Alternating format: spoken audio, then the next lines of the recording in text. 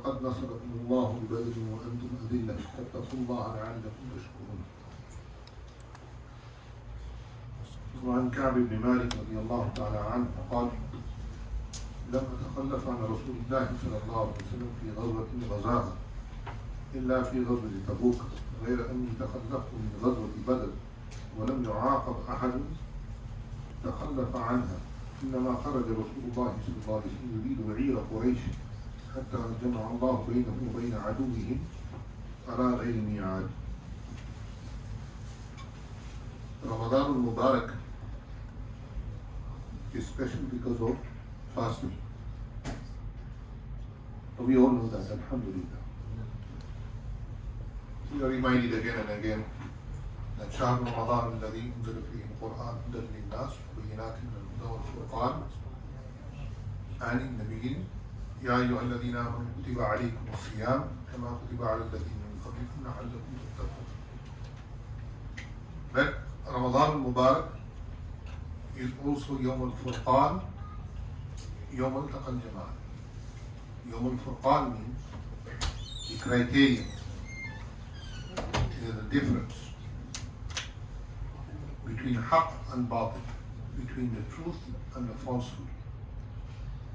Generally, Muslims, in general, they say that har Karbala ke baad Islam zinda hota hai. That's what people say. But Karbala is important, but it is not as important as the battles that Rasulullah sallallahu alaihi wasallam went. Unfortunately, nobody talks about Badr. Allah Jalla Jalaluhu mentions Badr in the Quran. لقد نصركم الله ببدر وأنتم أذلة. That Allah subhanahu wa ta'ala did your nusra. Allah subhanahu wa ta'ala helped you in Badr when you were adillah. You had no position, nothing. So fear Allah subhanahu wa ta'ala لعلكم تشكرون, so that you may thank Him. Badr was when Nabi sallallahu alayhi wa sallam, after Nubuwwat, Nabi sallallahu alayhi wa sallam stayed in Makkah for 13 years. In 13 years, Nabi sallallahu alayhi wa sallam called the people of Makkah and Quraysh towards Islam. Majority of the Quraysh declined. And they not only declined and denied Rasulullah sallallahu alayhi wa sallam, but they persecuted him so much that Nabi sallallahu alaihi wasallam in the end had to leave Makkah. When Wahi first came to Nabi sallallahu alaihi wasallam, Imam Bukhari has mentioned this, and when Wahi first came to Nabi sallallahu alaihi wasallam, when he saw Jibreel Islam in the sky, and Jibreel Islam then came and told him, "Iqra bismi rabbika alladhi khalaq." And Nabi sallallahu alaihi wasallam said, "Ma ana biqari." And he said, then he squeezed me 3 times. So when Nabi sallallahu alaihi wasallam came back from Jabal Nur, Mount of Nur, Nabi sallallahu alaihi wasallam said to his wife, Sayyidina Khadija radiyallahu ta'ala anha, "Zammiluni, zammiluni, dathiruni, dathiruni." Cover me with a blanket. The shivering was because of the fright. Anbiya alayhi salatu wasalam also have a fright. They get scared. They are human. Musa alayhi salam, yesterday we read in Tarawih that فَأَلْقَاهَا فَإِذَا هِيَ حَيَّةٌ تَسْعَى قَالَ خُذْهَا وَلَا تَخَفْ سَنُعِيدُهَا سِيرَتَهَا الْأُولَى. And when Allah Tabarak wa Ta'ala told Musa alayhi salam that throw the staff, وَمَا تِلْكَ بِيَمِينِكَ يَا مُوسَى قَالَ هِيَ عَصَايَ أَتَوَكَّأُ عَلَيْهَا. And he mentioned, so Allah subhanahu wa ta'ala said, now throw the staff on the ground. Musa alayhi salam threw the staff on the ground, it became a huge snake, a serpent. Now the serpent is moving and Musa alayhi salam is running. Because Musa alayhi salam, even though he's Musa alayhi salam, he's scared, he's human, he's frightened. So Nabi Kareem sallallahu alayhi wa sallam saw Jibreel alayhi salatu wasalam between the heavens. So Nabi Sallallahu Alaihi Wasallam was scared when he came back from the mountain. He said, Zambiluni, Zambiluni, Dasiruni, Dasiruni. So after a little while, she took him to Warqa ibn Nawfal. Warqa ibn Nawfal was Sayyidina Khadija radiallahu ta'ala anha's cousin. And he was at that time a practicing Muslim. He was a Christian. And at that time, the Christians who believed, they did not believe in Isa al-Islam as three. They didn't believe in Trinity. They believed that Isa al-Islam was Nabi of Allah, Alqaha ila Maryam wa Ruhun minhu. So she took him to him. So he asked Nabi Sallallahu Alaihi Wasallam to describe what happened. So when Nabi Sallallahu Alaihi Wasallam described to him what happened, how Jibreel appeared and what he saw and what he made him read, so he said, وَلَقَدْ أَتَاكَ نَامُوسُ الْأَكْبَرُ الَّذِي جَاءَ بِمُوسَى وَعِيسَى عَلَيْهِمُ السَّلَامُ. He said that Namus Akbar has come to you, who came to Isa and Musa. And then he afterwards he said something to Musa, Nabi Sallallahu Alaihi Wasallam. He said, وَلَقَدْ أَزَّرْتُ أَزْرًا مُؤَزَّرًا. He said, if I live, I will help you with all my body and soul. He was an old man. And then he said, إِنَّ قَوْمَكَ يُخْرِجُوكَ. He said, your people will drive you away from Makkah. So Nabi Sallallahu Alaihi Wasallam asked him with astonishment, أَوْ مُخْرِجِيَّ أَوْ مُخْرِجِيَّ. They will drive me out? He said, yes. Every Nabi of Allah who declared Nubuwwat was driven out by their people. So you will be driven out of Makkah also.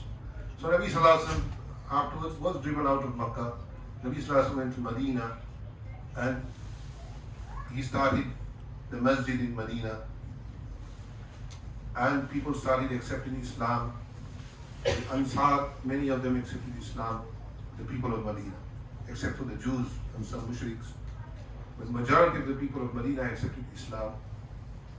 And Nabi Sallallahu Alaihi Wasallam became, slowly, he became a power in the Arabs. And this is in the first year of Hijrah.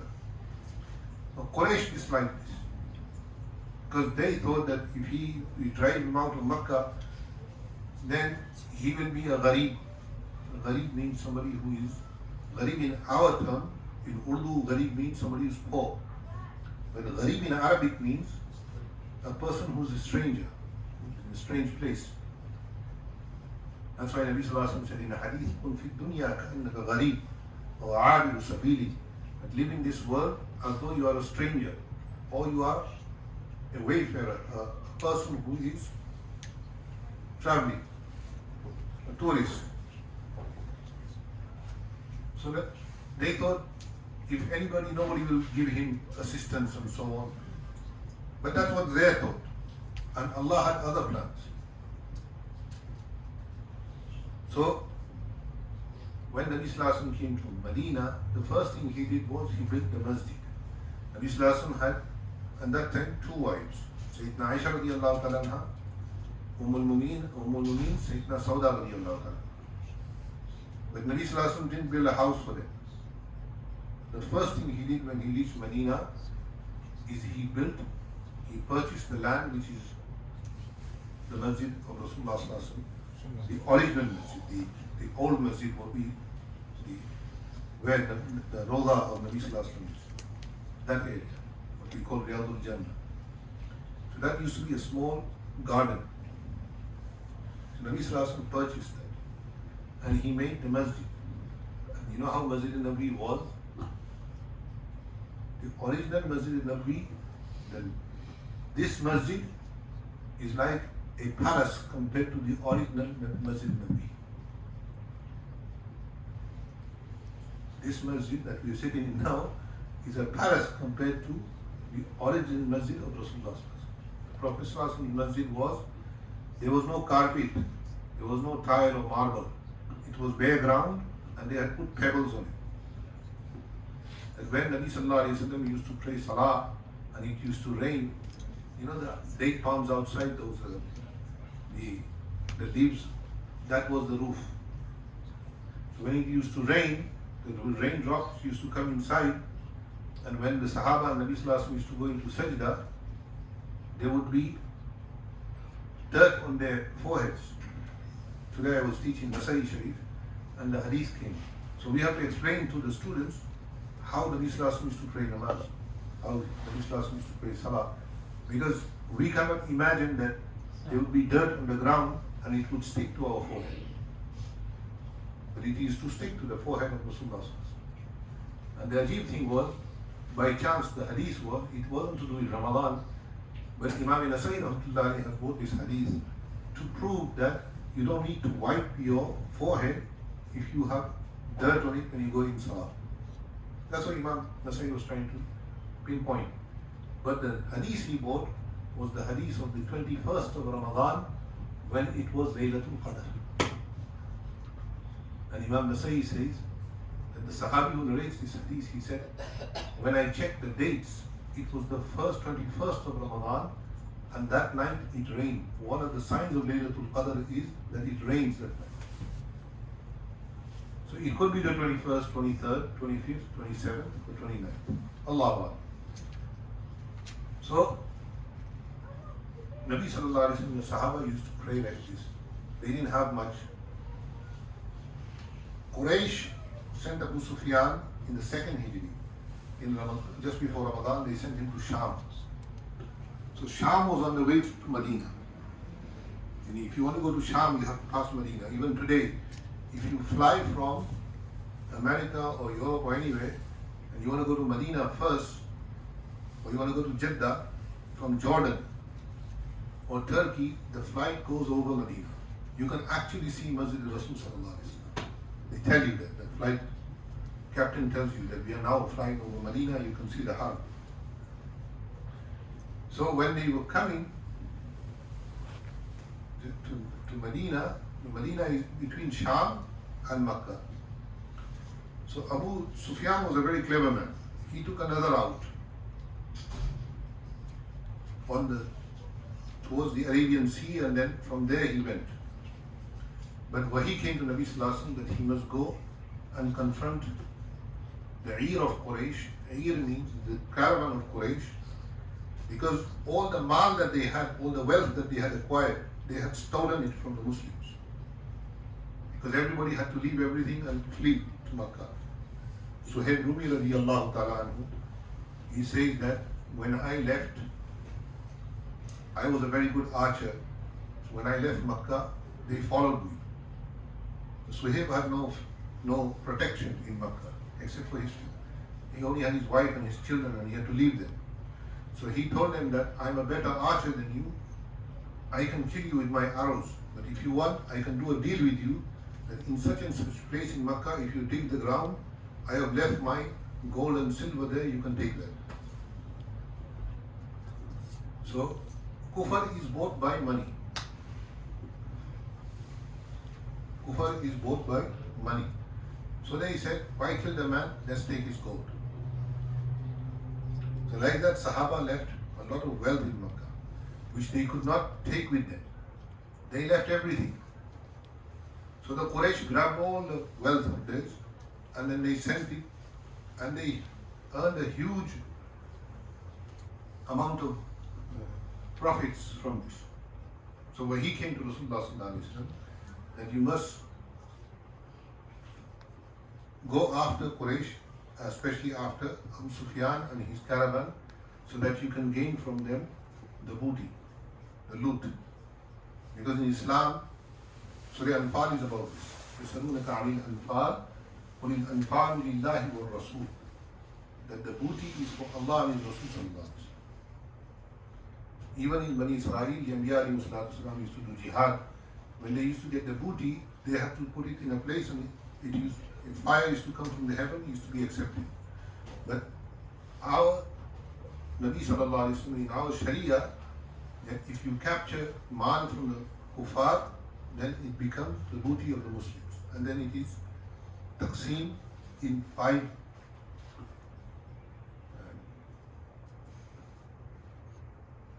First is for Allah and His Rasul, and then for the person who took battle, and so on. So there's 5 divisions in booty. Inshallah, today we stop here. Tomorrow we'll carry on. Why I'm talking about Badr is because Badr happened in the 17th of Ramadan. So Badr is to do with Ramadan. And because nobody generally talks about Badr, when Muharram will come, they'll come out. And then they will be singing, Ya Hassan, Ya Hussein, hum na the. Ya Hussein, hum na the. खिचड़ा खाने में कम न थे या हुसैन हम न थे खिचड़ा खाने में कम न थे. So we have to also remember that Badr is with connected to Ramadan because Allah says Yawm al-Furqan, Yawm al-Taqal